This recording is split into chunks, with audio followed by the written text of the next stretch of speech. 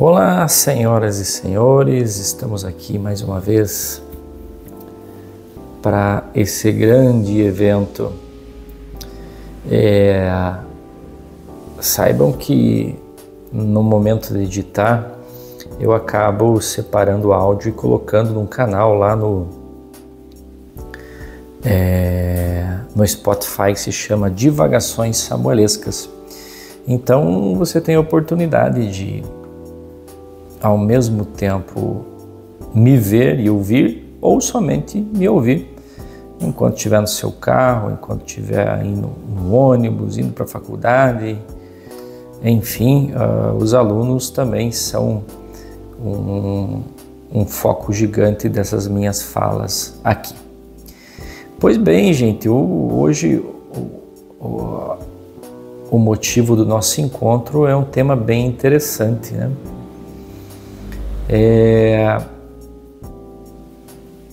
Às vezes, enquanto moleques,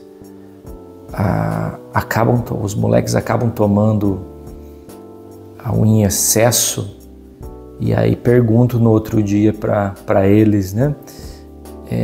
Nossa, você lembra a cagada que você fez ontem? E eles simplesmente falam, não lembro. Não tenho memórias disso. E de outra forma ele está dizendo, eu não estava consciente do que eu fiz.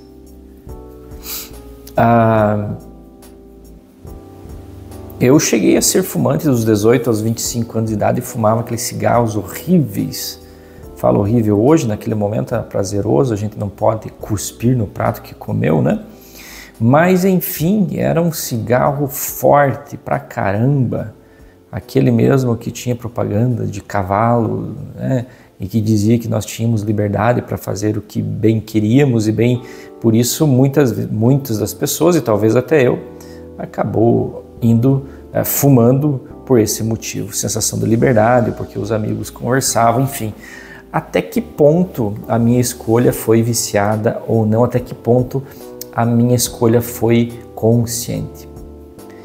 E de repente uma mãe, durante sua gestação, 9 meses de gestação, escolheu um nome para o filho, cuidou daquela barriga, daquele feto com todo carinho, fez aquela pintura na barriga, fez o enxoval e chegou o tão importante dia. Essa criança nasceu, mas no entanto, tomada por uma depressão pós-parto,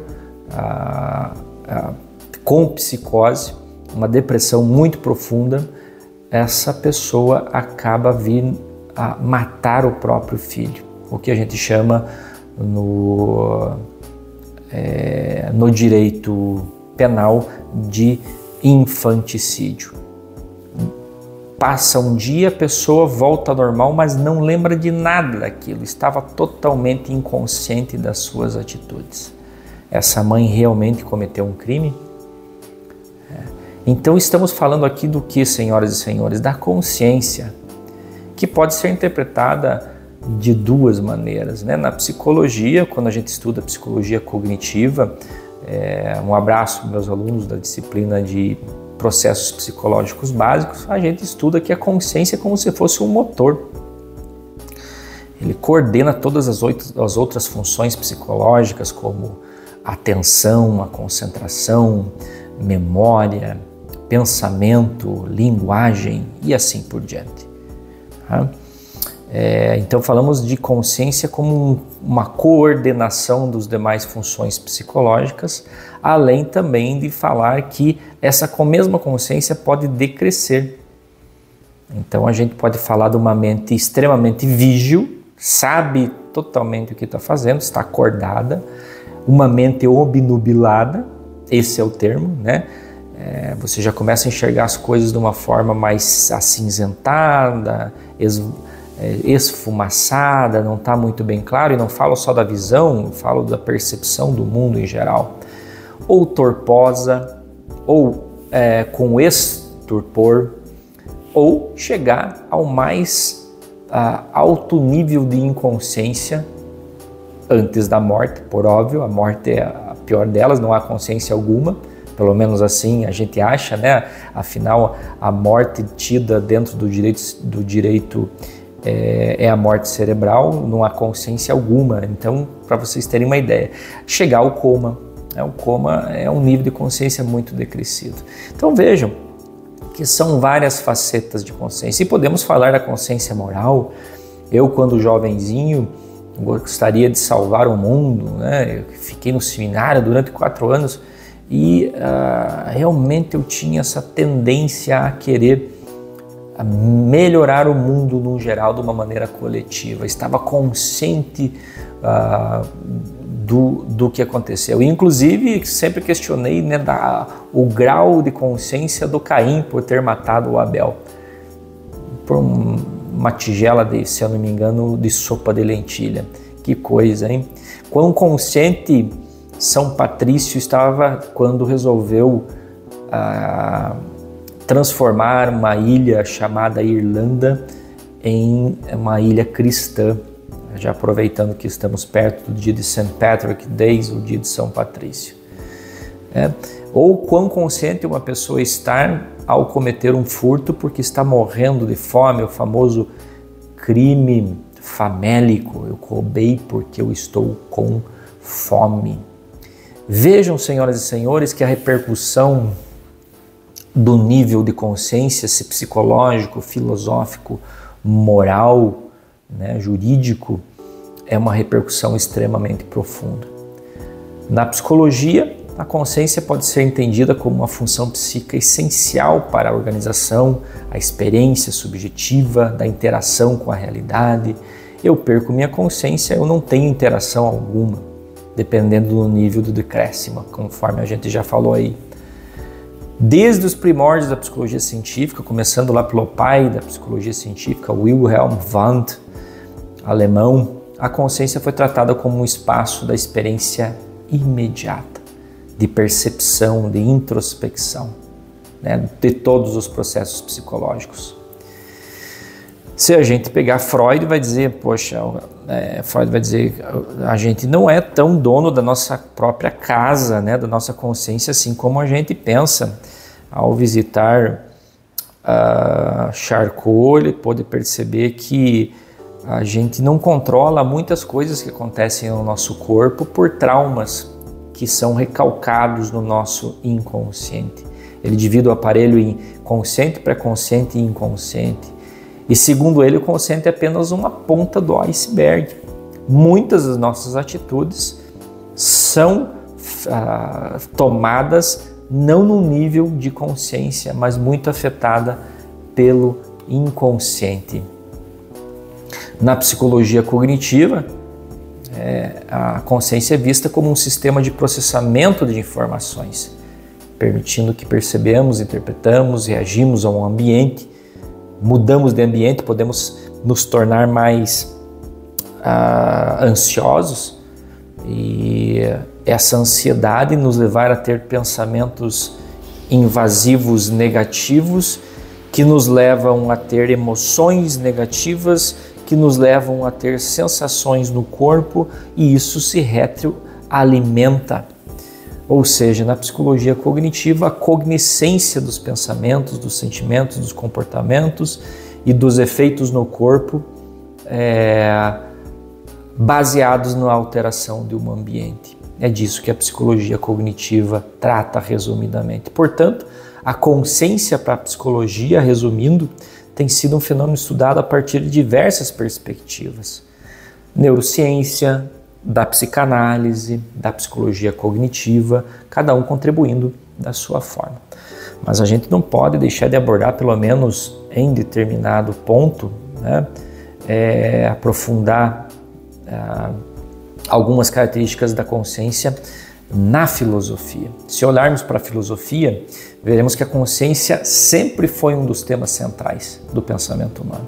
Já começando por Platão, que, por exemplo, enxergava a consciência como ligada à reminiscência, lembrar o mundo das ideias, ou seja, acesso às verdades eternas, né, às formas eternas, inclusive de comportamento e de essência. Já para Aristóteles, o seu discípulo, que compreendia a forma mais empírica no sentido de olhar mais o externo do que olhar para o interno como um mecanismo de percepção de mundo. A percepção para nós hoje é diferente da consciência. Aliás, a percepção é uma função psicológica, né? Mas para aquela época, Aristóteles dizia que é um mecanismo de percepção do mundo. Poderíamos dizer que é a janela de percepção do mundo. No século XVII, René Descartes profere a seguinte frase: cogito ergo sum, penso logo existo.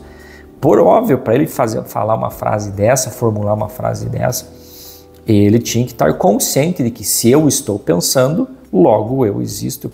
E para formular, inclusive, esse raciocínio, ele devia estar num nível de consciência muito elevado.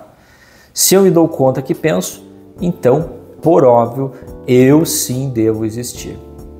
Falei há pouco do David Hume, gostaria de citar ele de novo aqui, né? Um cara cético na sua essência, e ele difere de Descartes, dizendo que a consciência não era uma substância única, mas uma sucessão de percepção em fluxo constante, muito de acordo, inclusive, com vários neurocientistas que estudam a consciência hoje, sem um eu permanente e fixo, né? Nós podemos variar. Eu acabei de citar o exemplo da mãe que estava bem com o acolhimento do seu filho e, de repente, por uma alteração da consciência e de outras funções psicológicas, mas principalmente da consciência, acaba por cometer um infanticídio. Então, essa visão influenciou o pensamento posterior, por exemplo, de Russell, que é o pai da fenomenologia, e investigou a consciência como um campo de intenção, ou seja, sempre voltado para algo. Conscientemente, eu percebo que a cadeira na qual eu estou sentado não é simplesmente um monte de metal e plástico, mas é uma cadeira que o bruto que foi transformado em algo, num conceito, e eu percebo esse conceito. E para eu perceber, é uma questão fenomenológica, é uma questão de consciência, com interpretação do mundo, uma intenção de significação. Já no existencialismo, Sartre defende a ideia de consciência essencialmente liberdade. Se eu tenho consciência da minha liberdade, eu estou bem. Tanto que ele propôs que estamos condenados a ser livres, pois a consciência nos obriga sempre a escolher. Não tem jeito, eu tenho que sempre escolher e temos que nos responsabilizar por nossas ações. Consciência que temos que optar, que escolher. Assim como eu optei entrar no seminário, assim como eu optei por fumar aquele cigarro estoura pulmão por um período de tempo, consciente ou não dos danos que ele fazia, mas eu o fiz, eu escolhi. Talvez colha as consequências agora ou até mesmo no futuro, não sei, porque a nicotina é uma desgraça, né? Fica o alerta aí para os fumantes. Mas enfim, foi uma escolha e consciente dela, eu estou consciente da minha escolha. Estou apto a colher os frutos podres que porventura vierem dessa fatídico dia que um dia eu coloquei o cigarro na minha boca.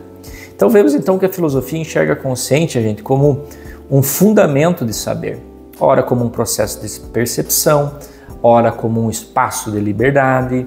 A consciência diz que o que somos, como somos e o que procuramos. Se nós enviesarmos um pouquinho para a consciência moral, e aí tem pano para manga pra caramba,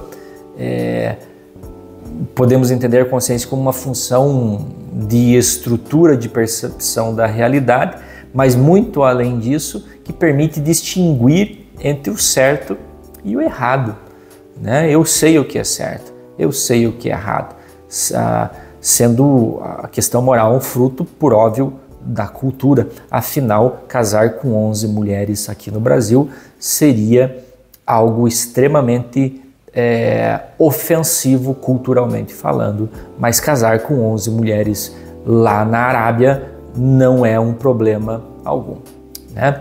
Porque a cultura aceita, ou seja, a moral varia, a consciência do que é moral varia. Vou pegar Kant, por exemplo, encontramos a ideia do imperativo categórico, né, que nos obriga a agir de uma forma ética independente das nossas inclinações pessoais. Ferre-se o instinto, ferre-se o prazer.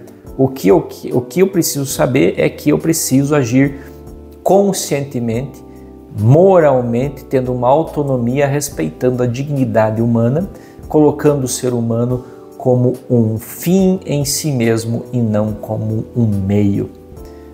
Dessa forma, eu acabo assimilando a moralidade de uma forma bem diferente. Freud, novamente, dentro da consciência moral, explicaria a moral como uma formação do superego, né?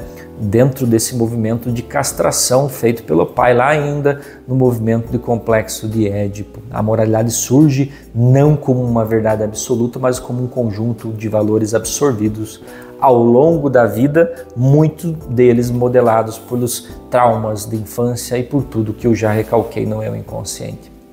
Na contemporaneidade, temos Kohlberg, da filosofia cognitiva, né, podemos dizer, aprofundando a noção de consciência moral em estágios de desenvolvimento, mostrando que nossa compreensão do certo e do errado evolui conforme amadurecemos cognitivamente. À medida que nós temos uma evolução cognitiva, também temos uma evolução moral.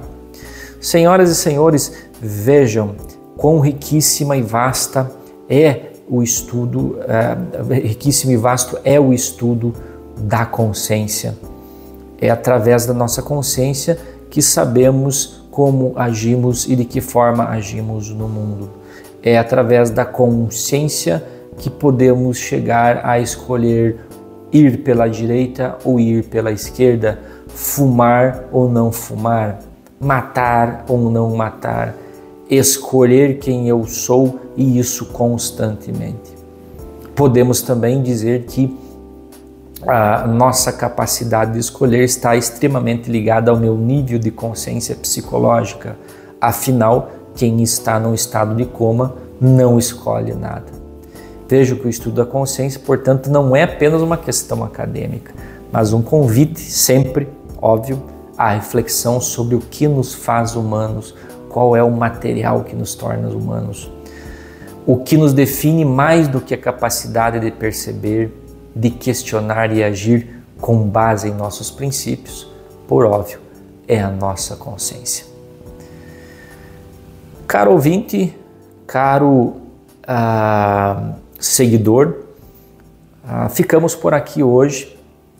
Agradeço e deixo o meu abraço a você que tem me acompanhado nessa jornada, que no momento da gravação é isolada, né?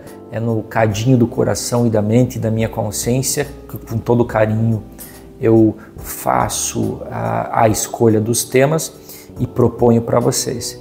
Conto com sua ajuda, me siga no Instagram, me siga no YouTube e, se gostou, assista mais uma vez, indique para um amigo. E caso não tenha gostado, diga para mim como eu posso melhorar. Afinal, todos nós podemos melhorar sempre. Um forte abraço, um beijo no coração e até a próxima.